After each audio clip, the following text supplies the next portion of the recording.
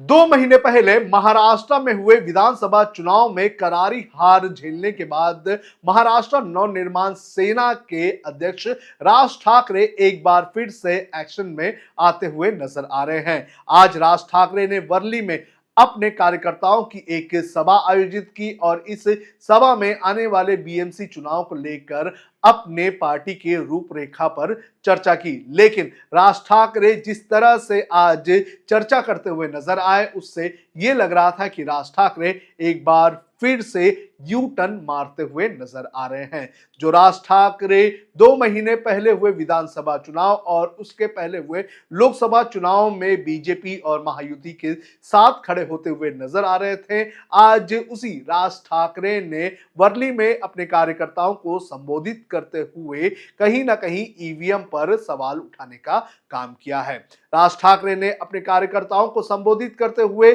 क्या कहा है और किस तरह से ईवीएम पर उन्होंने सवाल उठाए हैं, इसकी पूरी जानकारी आपको इस वीडियो में देंगे। नमस्कार, आप देख रहे हैं लोकमत हिंदी और मेरा नाम है सोनू कनौजिया। नवंबर के महीने में महाराष्ट्र में विधानसभा के चुनाव हुए थे और इन विधानसभा चुनाव में राज ठाकरे को यह लगा था कि उनकी पार्टी के पास एक अच्छा मौका है और इसी के चलते राज ठाकरे ने लगभग 130 सीटों पर अपने उम्मीदवारों को मैदान में उतारा था। लेकिन 23 नवंबर को जो नतीजा है, उन नतीजों ने राज ठाकरे के पैरों के तले की जमीन खिसका दी, क्योंकि राज ठाकरे को जो उम्मीद थी कि उन्हें अच्छी खासी जीत मिलेगी, तो राज ठाकरे की पार्टी 1 से 0 पर आ गई। राज ठाकरे का एकलौता कैंडिडेट वो भी ये चुनाव हार गया। उसके बाद से ही राज ठाकरे ने चुप्पी साधी हुई थी। लेकिन आज राज ठाकरे ने आने वाले बीएमसी इलेक्शन को देखते हुए अपने पार्टी के कार्यकर्ताओं की एक बैठक को वर्ली में संबोधित किया और इस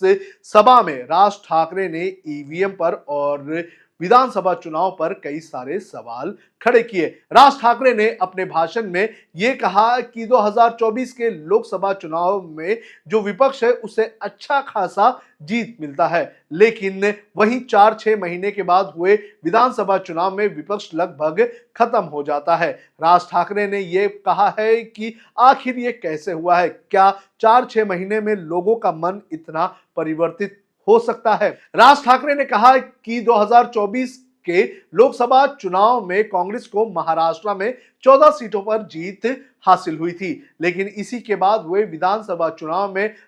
जो कांग्रेस है वो महज 15 सीटों पर ही सिमट गई। राज ठाकरे ने यह कहा है कि बाला साहेब थोराट जैसा एक बड़ा नेता जो है वो पिछले 6 चुनाव से जीत कर आता है और वो चुनाव जो है वो 10,000 वोटों से हार जाता है। राज ठाकरे ने यह भी कहा कि शरद पवार जिसकी पार्टी को जो लोकसभा चुनाव है, उस लोकसभा चुनाव में 8 सांसदों की जीत हासिल होती है और वो विधानसभा चुनाव में महज 10 सीटों पर ही सिमट जाते हैं। राज ठाकरे ने बीजेपी को कहीं ना कहीं बेनिफिट ऑफ डाउट देते हुए यह कहा है कि बीजेपी को 122 से 130 सीटें मिल सकती है, लेकिन उन्होंने अजीत पवार पर सवाल उठाते हुए यह कहा है कि अजीत पवार को 4 सीटें भी मिलने की उम्मीद नहीं थी, लेकिन जब चुनाव के नतीजे आए तो उन्हें 41 सीटों पर जीत हासिल हुई। राज ठाकरे ने यह कहा कि उन्हें कई सारे संघ के नेताओं ने यह बताया है कि उन्हें भी उम्मीद नहीं थी कि इस तरह की जीत हासिल होगी। राज ठाकरे ने अपने इस भाषण में अपने कार्यकर्ताओं को यह भी कहा है कि जब चुनाव के नतीजे आए तो कहीं भी ये नहीं दिखाई दिया कि कोई एक जश्न हो, किसी के अंदर खुशी नहीं थी, क्योंकि लोग चौंक गए थे, क्योंकि लोगों को विश्वास नहीं था कि इस चुनाव में महायुति को जीत हासिल होगी। राज ठाकरे ने अपने कार्यकर्ताओं को यह भी कहा है कि आने वाले बीएमसी चुनाव कब होंगे इसकी कोई जानकारी नहीं है, लेकिन इस